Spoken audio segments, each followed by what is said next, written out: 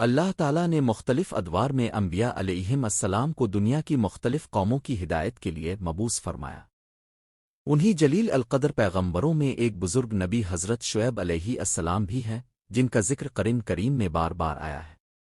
آپ کو خطبہ النابنی بھی کہا جاتا ہے کیونکہ آپ کی زبان میں نہایت فصاحت و بلاغت تھی۔ حضرت شعیب علیہ السلام حضرت ابراہیم علیہ السلام کی اولاد میں سے تھے۔ قرآن کے مطابق آپ کو دو قوموں کی طرف بھیجا گیا۔ قوم مدین، یہ لوگ حضرت ابراہیم علیہ السلام کی اولاد میں سے تھے جو عرب کے شمال مغرب میں بحر احمر کے قریب آباد تھے۔ اصحابہ الایکہ، یہ لوگ گھنے جنگلات میں رہنے والے تھے۔ یہ قوم مالی لین دین اور تجارت کے میدان میں بددیانتی کرتی تھی۔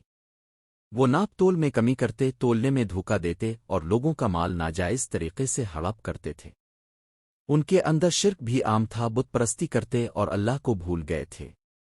اللہ تعالیٰ نے شعیب علیہ السلام کو ان کی اصلاح کے لیے مبعوث فرمایا۔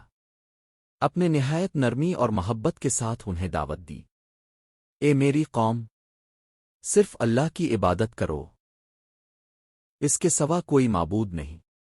ناپ تول میں کمی نہ کرو، لوگوں کا حق پورا پورا دو، زمین میں فساد نہ پھیلاؤ، اللہ کی نعمتیں یاد کرو تاکہ شکر گزار بنو۔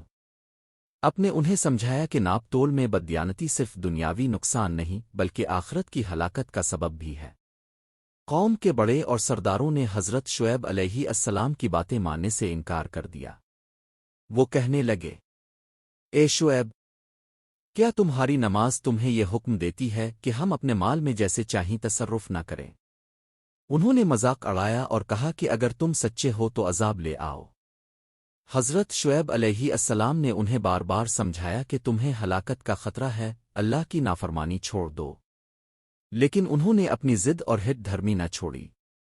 جب قوم نے ضد اور کفر میں حد سے تجاوز کیا تو اللہ تعالیٰ کا عذاب ان پر نازل ہوا۔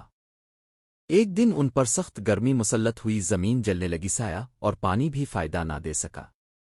اچانک ایک بادل نمودار ہوا تو لوگ خوش ہو کر اس کے نیچے جمع ہو گئے تاکہ سایہ ملے، لیکن وہ بادل عذاب کا بادل تھا۔ اچانک شدید آگ اور زلزلہ آیا، زوردار چیخ کے ساتھ پوری قوم ہلاک ہو گئی۔ یوں وہ لوگ جو ناپ تول میں کمی اور شرک کرتے تھے اللہ کے عذاب کا شکار ہوئے۔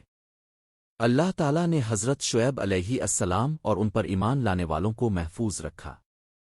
وہ ہجرت کر گئے اور اللہ نے انہیں عزت عطا کی۔